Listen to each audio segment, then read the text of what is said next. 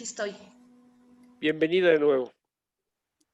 Siento que tiene mucho que no los veo. Como 10,000 años.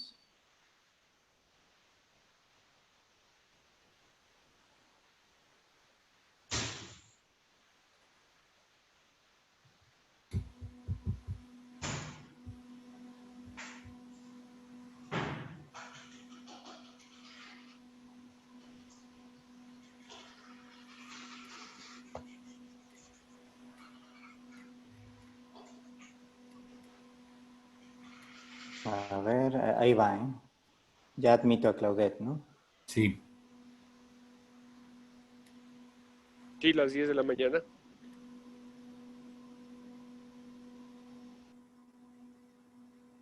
Muy bien, ya está conectándose y ya estamos en Facebook. Muy bien.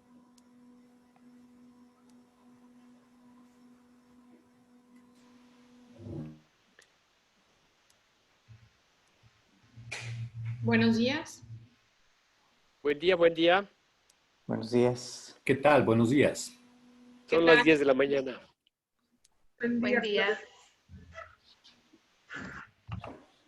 Buen día, maestra. Entonces podemos ya inicializar la siguiente entrevista. Buenos días. Entonces, le damos una cordial bienvenida a este espacio y por supuesto que le agradecemos haberse postulado para participar en este proceso de selección de quienes integrarán la terna, que de acuerdo con la ley del Sistema Estatal Anticorrupción del Estado de Puebla, más adelante pondré a consideración del órgano de gobierno de la Secretaría Ejecutiva del Sistema en mi calidad de presidente del mismo. Entonces, le explico, la entrevista se desarrollará en 2 etapas. En la primera dispondrá usted de 20 minutos para exponer la visión del Sistema Estatal Anticorrupción, en el particular o en especial de sus 2 colegiados y de las funciones de la Secretaría Ejecutiva y de la Comisión Ejecutiva. Después, le plantearemos una serie de preguntas de acuerdo con los 6 temas de la metodología del proceso de selección a la que usted, bueno, ya seguramente tuvo acceso, y le pedimos que limite sus respuestas a 3 minutos con el fin de poder plantear todas las preguntas que están previstas. Para esto, bueno, Francisco Mariscal, Pancho, dará aviso cuando falten 3 minutos para concluir el tiempo de la exposición. Entonces, pues podemos comenzar. Muchas gracias. Gracias. Muy buenos días. Primero que nada, les saludo, licenciado Daniel, mucho gusto. La arquitecta Mari Carmen, contador Francisco, licenciado Alejandro, maestra Eira, mucho gusto. Muchas gracias por este tiempo y estoy muy contenta porque ahora estoy en esta segunda etapa de esta evaluación. Bueno, pues iniciando y retomando un poquito mi exposición de motivos. Bueno, llevo 20 años en el ejercicio de la profesión de abogado y afortunadamente y muy temprano aprendí que el sector público debe ir acompañado en nuestro ejercicio también por el sector privado. Es decir, siempre sabemos qué día vamos a entrar al sector público, pero nunca sabemos cuándo vamos a salir. Y nosotros como profesionistas debemos estar preparados para esas contingencias. Es así que desde mi primer puesto laboral, que fue en el DIF municipal en el 2002, inicié con mi despacho jurídico, empezando naturalmente con mis pininos en cuestiones de litigio. Entonces, he tenido y he trabajado en esas 2 caras de la moneda, tanto en el servicio público como, pues como coloquialmente lo podemos decir, como un ciudadano de a pie.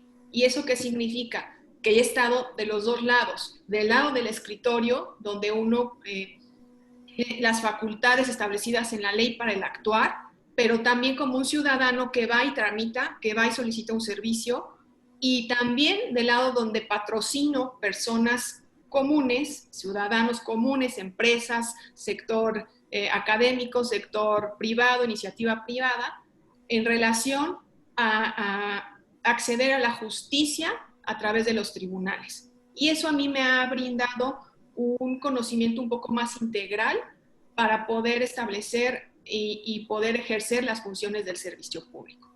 En cuanto al sistema estatal anticorrupción, bueno, primero lo tenemos que alinear precisamente al sistema nacional anticorrupción.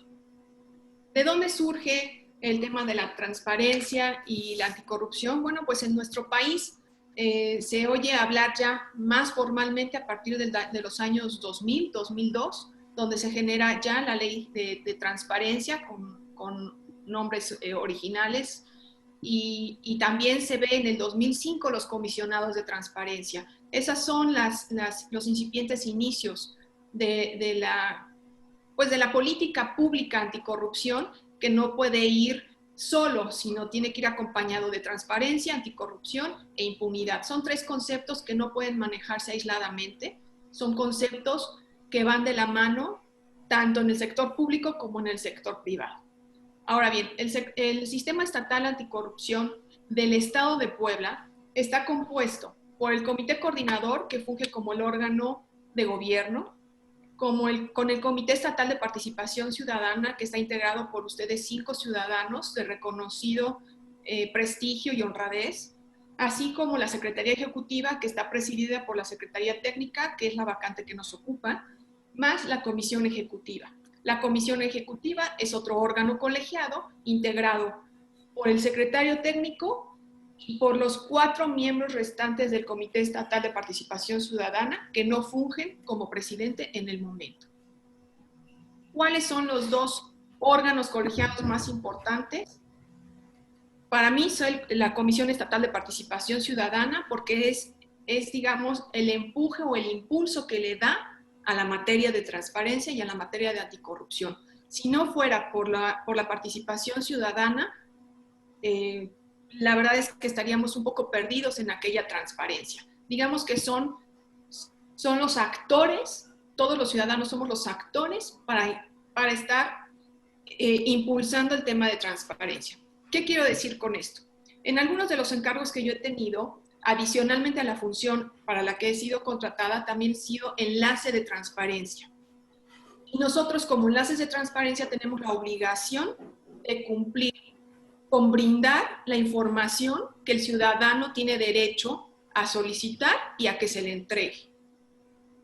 Pero no solamente es entregar una información, tiene que tener características, tiene que ser completa, tiene que ser oportuna, tiene que ser estructurada, tiene que servir o darle un reuso a esa información. Entonces, nosotros tenemos como servidores públicos del lado del servicio público la obligación de darle al ciudadano una información veraz, eficiente y oportuna. Ahora bien, el Sistema Estatal Anticorrupción, hablando de la Secretaría Ejecutiva, y prácticamente como titular el secretario técnico, es un organismo descentralizado, no sectorizado, con patrimonio y personalidad jurídica propia, y que tiene una estructura administrativa. Esa estructura administrativa está compuesta por 2 unidades, la de riesgo y evaluación política y la de servicio técnico y plataforma digital. Tanto la participación ciudadana como la cuestión de plataforma digital son las 2 áreas que impulsan definitivamente a la Secretaría Ejecutiva Anticorrupción. Si no tuviéramos los medios o la tecnología para poder dar respuesta o para poder canalizar la información y generar el gobierno abierto a través de datos que funjan como datos de gobierno, como transformar los datos de gobierno en datos abiertos para que sea útil a los ciudadanos, pues no podríamos hacerlo. Me permití hacer una pequeña presentación que me gustaría compartir, si me lo permiten. Está inhabilitada la función. Sí, ya está usted habilitada como anfitrión. Muchísimas gracias.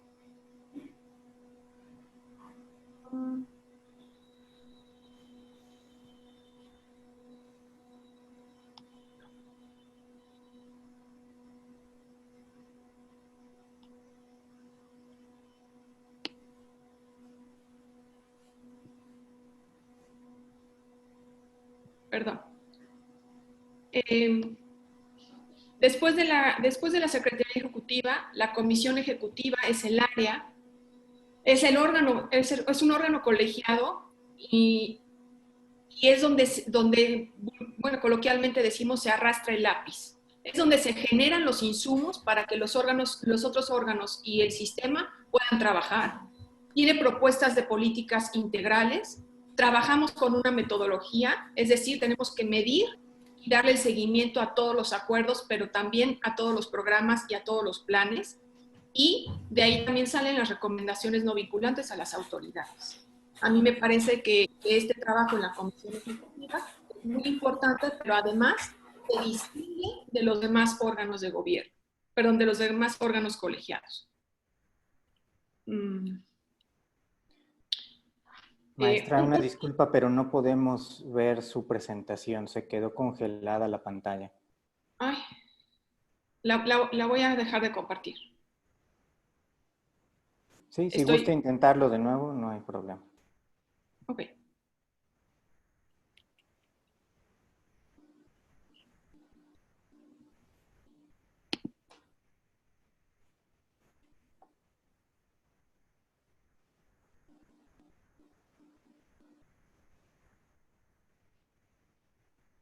Ya está. Sí, ¿Está correcto? ya, ahora sí ya podemos verlo. Ok. La estructura actual del sistema estatal y más bien de la Secretaría Técnica es que tienen publicado en su portal. Actualmente tienen muchas vacantes, por lo menos es lo que la ley, por lo que su página nos indica. Se requieren algunos nombramientos, pero lo más importante de esta estructura orgánica son las acciones que necesitamos emprender desde ya. Es decir, la contingencia sanitaria, más las cuestiones de vacantes que se han surgido a partir del segundo trimestre del año, nos han dejado un hueco en el quehacer político del sistema estatal anticorrupción, definitivamente. Y yo me hice la tarea de las... Perdón, ¿se ve? ¿Sí se ve? Sí. Hice la tarea de algunas propuestas administrativas y legales que son inmediatas o que deberían ser inmediatas en cuanto se elija al nuevo secretario técnico. La primera situación que me preocupa muchísimo es que no existe un presupuesto.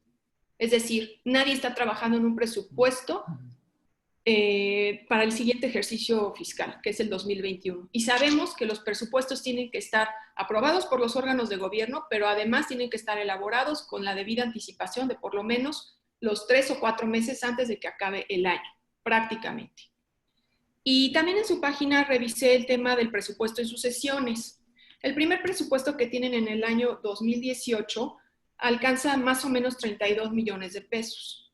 Y en el 2019 fueron 27 millones de pesos. En comparativa con el Sistema Nacional, bueno, pues prácticamente se tiene el 20% porque el Sistema Nacional en este ejercicio tiene 135 millones de pesos aproximadamente. Nada más que en el desglose que tienen en las sesiones del órgano de gobierno, me llama más la atención que su presupuesto está dividido entre el 62% para servicios personales, el 34% para servicios generales y el 2.85% para materiales y suministros.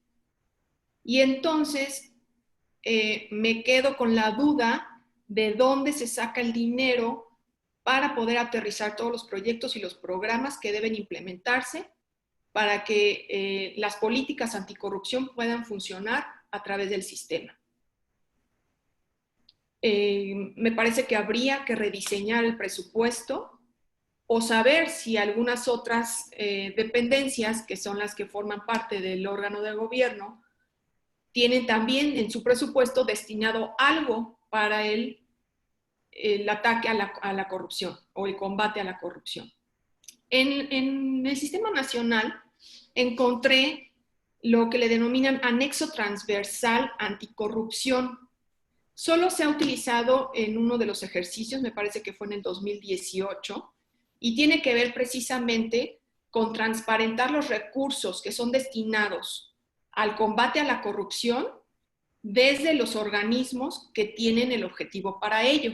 Es decir, desde los tribunales, que son quienes van a sancionar en todo caso los hechos de corrupción o las faltas administrativas, hablando del Tribunal del Tribunal Administrativo, o la Fiscalía Anticorrupción, que es el primer filtro que tenemos los ciudadanos para denunciar a los servidores públicos a través de la integración de una carpeta de investigación, y las demás áreas que son administrativas y pertenecen al Ejecutivo del Estado, que tiene que ver como el Instituto de Transparencia, la Auditoría Superior de Fiscalización, perteneciente al Congreso del Estado, y la Secretaría de la Función Pública.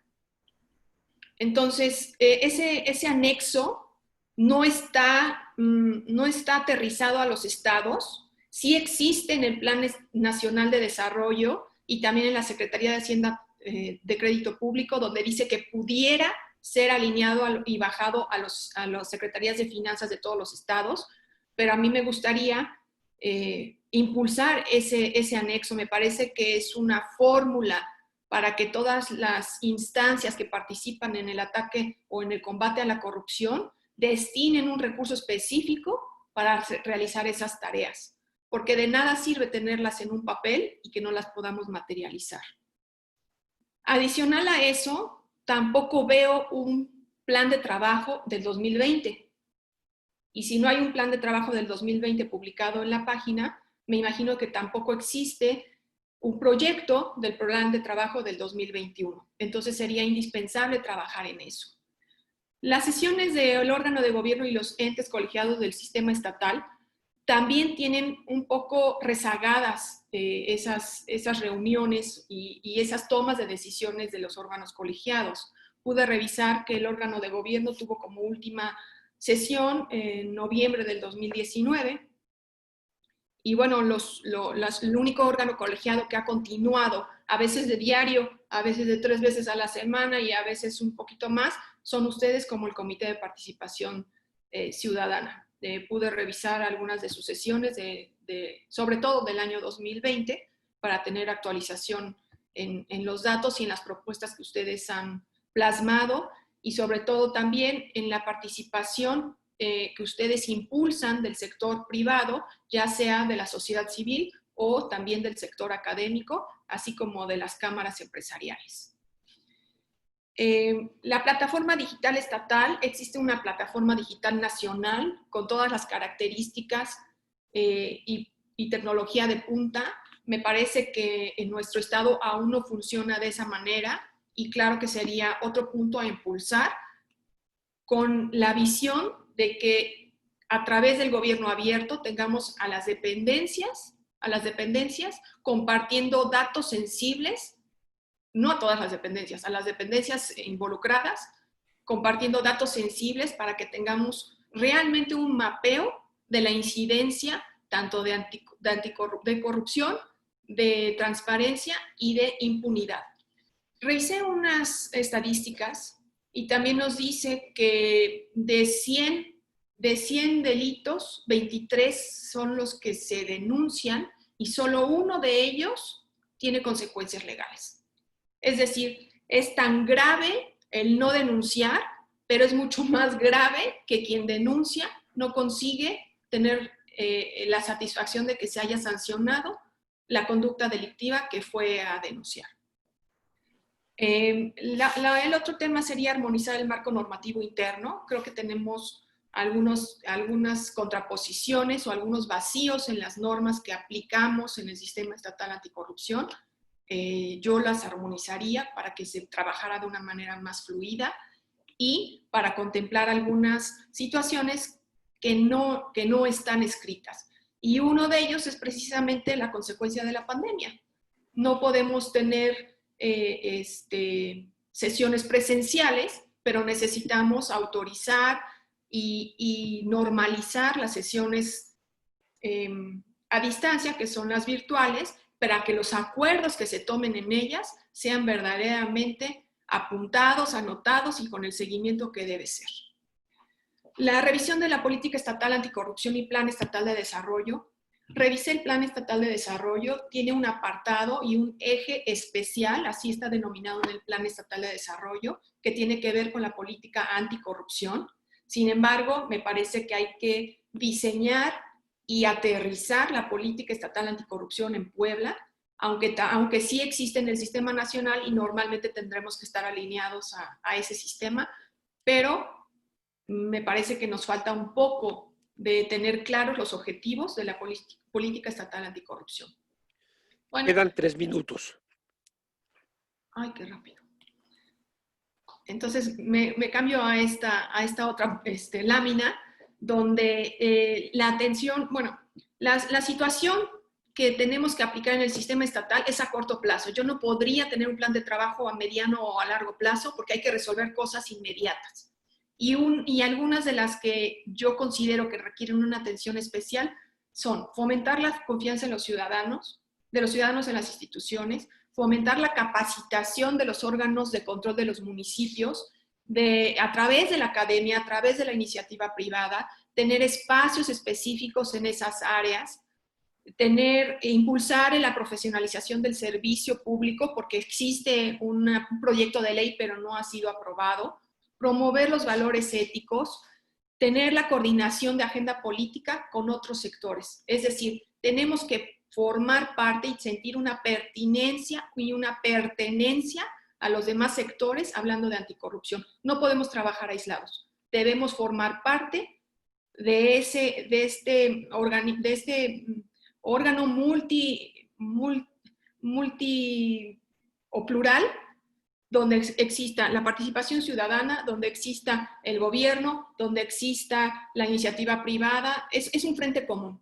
No podemos combatir la corrupción ni tampoco la impunidad desde uno de los lados de las vertientes. No, necesitamos hacerlo en un frente común y eso solo funciona teniendo un enlace y un facilitador verdadero. Alguien que promueva y que comunique eficientemente las situaciones, porque a veces eso sucede. Las comunicaciones son deficientes y a modo. Normalmente las personas no trabajamos quitándonos la parte de las filias y las fobias personales y debemos ser lo más institucionales posibles para que esto funcione de una manera pues más eficiente, más adecuada y más correcta. Sería todo. Gracias, maestra. Entonces, pasamos, por favor, a la ronda de preguntas.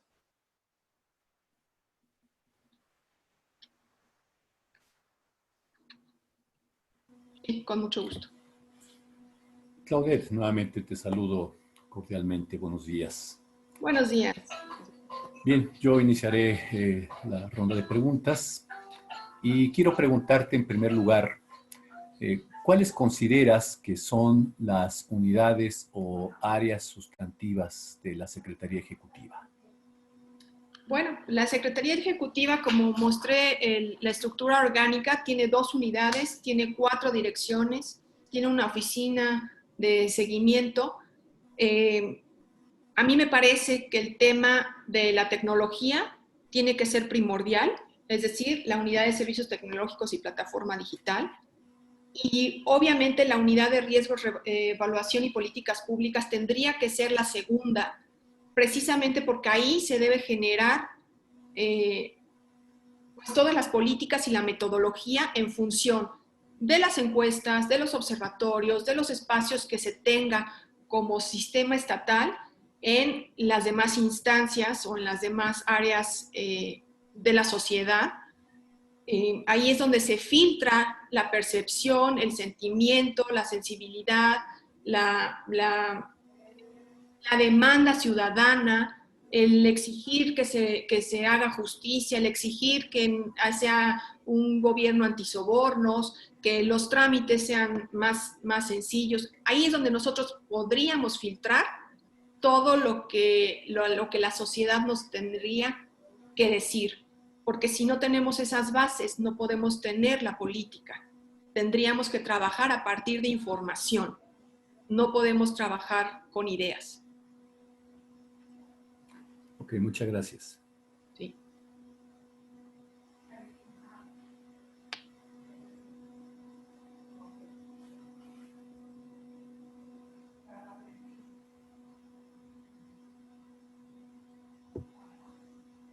La siguiente pregunta. Sí, voy yo. Es que no, el micrófono listo. Bien. Claudette, buen día. Buen día. Hemos escuchado en tu presentación ya hablar de algunas encomiendas específicamente que tienes diseñadas a corto plazo. Para ti, en términos de retos, ¿cuáles considerarías que son los que enfrenta la Secretaría Ejecutiva ante los órganos colegiados? Pues la primera sería la conciliación. Me parece que existe un canal roto entre la Secretaría Ejecutiva y los órganos colegiados del sistema estatal. El secretario técnico debería tener la función, y de hecho la tiene en términos de la ley, de ser el facilitador, un brazo ejecutor, un vínculo entre los órganos de gobierno y la Secretaría Técnica. ¿Y por qué hablo de la Secretaría Técnica? Porque es quien da y genera los insumos para poder trabajar. Y los órganos colegiados, hablemos del comité coordinador, está compuesto por, además del presidente del Comité de Participación Ciudadana, por 6 funcionarios que no tienen esta tarea de diario, tienen una específica en su quehacer. Y el secretario técnico tiene que entender esta situación para facilitarle al comité coordinador, al comité de participación ciudadana y a la comisión ejecutiva las tareas. Es decir, el secretario técnico es el que tiene que realizar las tareas, ponerlas en la mesa para que se faciliten las decisiones, para que la información fluya, para que los personajes que participan tengan un modo de tomar decisiones eficientes y contundentes a partir de una información veraz, oportuna y completa. Si nosotros le jugamos a trabajar de uno o de otro lado con fobias y filias, eso no está bien. Me parece que tenemos que ser súper institucionales y tomar en serio el papel de anticorrupción, que es una parte que tiene a nuestra sociedad con problemas graves. Muchas gracias, Claudette. De nada. Gracias, Claudette. Entonces, la siguiente pregunta sería, ¿cuáles consideras que son los principales objetivos del Sistema Estatal de Anticorrupción y qué estrategia se debería de implementar para precisamente cumplir con estos objetivos? Hay muchos objetivos del sistema estatal. Naturalmente se engloban en la participación ciudadana, en la generación de políticas públicas que sean tendientes a la disminución o a la erradicación de la corrupción, al de la impunidad. Sin embargo, hay muchas estrategias que se pueden usar. Por ejemplo, el tema del servicio profesional de carrera o profesionalización del servicio público. Eso ayuda a que las personas que funjan en las áreas sensibles tengan, además de una preparación continua, tengan la seguridad de que su trabajo es lo que es su pasión. Para empezar, tienes que tener pasión por lo que haces, pero además tienes que ser ético, pero además tienes que ser congruente. Y el servicio profesional te ayuda a tener esa ruta crítica como servidor público, porque entonces no significa que no tengas fecha de caducidad, significa que tienes una continuidad de una manera más relajada. Y eso ayuda a evitar esas distracciones inmorales, verdaderamente. Acercar a la sociedad civil y a los ciudadanos con el sistema, bueno, esa es la natural. ¿Cómo se puede hacer? A mi parecer, podríamos establecer espacios, tanto en la iniciativa privada como en los sectores académicos, para promover no solo los conceptos, sino la conducta correcta del actuar en el servicio público, pero también de ciudadano, porque la corrupción y la impunidad es bidireccional. Y ambas áreas, tanto los ciudadanos como los del sector público, tenemos que tener una corresponsabilidad en nuestro actuar. Si no, sabemos que habrá consecuencias. Y esas consecuencias son las negativas en función de los órganos fiscalizadores o de los órganos judiciales que tendrán que sancionar de alguna manera estas conductas. La información compartida. La plataforma tiene que ser la herramienta para que los datos tengan que ser compartidos y se tenga la información y a partir de la misma se pueda implementar la política y poder cumplir los objetivos del sistema. Al final el sistema tiene que disuadir, tiene que medir, tiene que prevenir los hechos de corrupción y las faltas administrativas. Ese es el objetivo real y el objetivo primordial del sistema. Parece poco, pero tiene muchísimo fondo y muchísimas actividades que hacer. Sería todo. Gracias. Gracias, Claudette. Nos has explicado y nos has hecho recorrer todo el sistema, la secretaría, los colegiados, y al principio nos hablaste de tu perfil profesional. A mí me gustaría preguntarte qué capacidades y conocimientos que has adquirido a lo largo de estos 20 años de profesión piensas tú que son importantes para que puedas ejercer este puesto. Bueno, hablaré de mí y la primer parte que a mí me gustaría que quedara clara es que yo siempre he sido una mujer y una profesional honesta y responde a lealtades. Es decir, soy institucional, sé cómo se trabaja en el servicio público y también sé lo que es estar del otro lado. Esa es la virtud que yo pudiera tener para fungir con un buen resultado en la Secretaría Técnica. A mí me parece que trabajar en equipo es el mejor modo de lograr los objetivos. Si todos sabemos lo que tenemos que hacer y todos sabemos que cada persona es tan importante como la otra para que la cadena de producción o la cadena del servicio no se caiga, es la misma medida en que nosotros debemos trabajar correctamente. Adicionalmente, tengo la experiencia práctica. Yo he litigado en asuntos de anticorrupción. Actualmente, no puedo hablar mucho, pero actualmente tengo un asunto legal en la Fiscalía que realmente ya se pidió la intervención del juez de control. Eso significa que mi carpeta de investigación por lo menos ya quedó completa, ya quedó a satisfacción del Ministerio Público actuante. También tengo conocimiento de la materia administrativa, también he litigado formalmente los juicios administrativos derivados de las malas, ya sea en calidad o en cantidad de las respuestas que se dan en materia de transparencia. Porque eso también tiene una consecuencia, pareciera no grave, pero los servidores públicos también somos sancionados por emitir respuestas deficientes en la calidad o en la cantidad de las mismas. También tengo esa experiencia. La básica, bueno, yo digo es básica, pues la de los juzgados de fuero común. Yo tengo experiencia vasta en juicios de ejecutivos mercantiles, en juicios ordinarios mercantiles y también en algunas otras materias como el familiar y como el civil.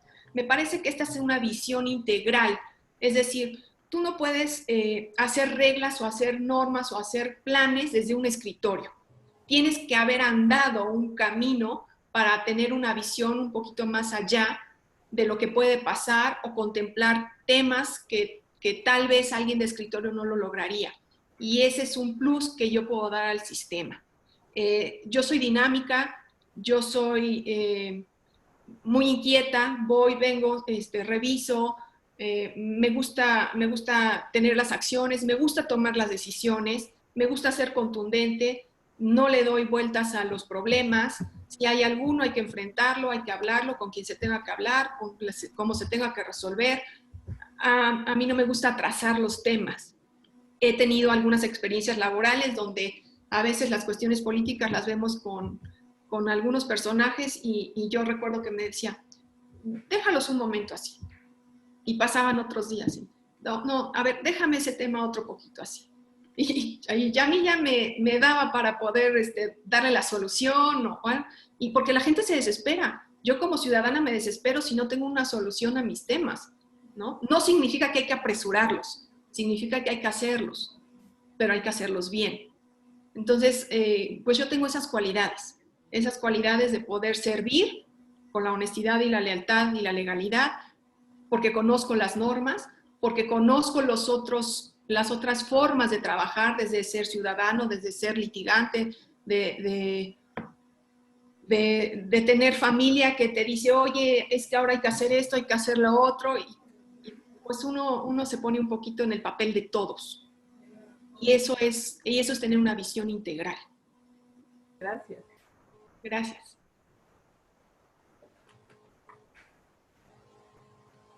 Claudette, me toca a mí ahora preguntar. Yo fui muchos años, más de 40, profesionista independiente y me consideraba una persona capaz y experimentada. Sin embargo, siempre tuve experiencias que reconocer como errores o fallas de mi parte y me costaba trabajo, pero era la forma como podía mejorar. Por favor, ¿podrías comentarnos una situación en la que tú consideres haber fallado al tomar una decisión y cómo saliste de este asunto, cómo lo manejaste? Sí, contador, muchas gracias. Pues mire. Tú, por favor. Gracias. Todos somos humanos y todos tenemos fallas, tenemos defectos y tenemos virtudes, y obviamente en el quehacer laboral no somos perfectos. Siempre tenemos algunos detalles. A mí me ha ocurrido el detalle del exceso de confianza. Es decir, yo tengo ya, vamos a hablar del tema privado para que no tengamos problemas en el tema público. Yo tengo mis juicios y tengo toda mi documentación. Yo sé que la tengo, pero me ha ocurrido que al momento de estar litigando, solicito unas copias certificadas. Antes no las tramitabas tú, las tramitabas a partir del juzgado, la gente de ahí, y pues te ibas con tus copias. Tú creías que estaban completas. Y al momento de volverlas a usar en el mismo procedimiento, alguna vez me tocó que no estaban completas. ¿Y cuál fue el resultado?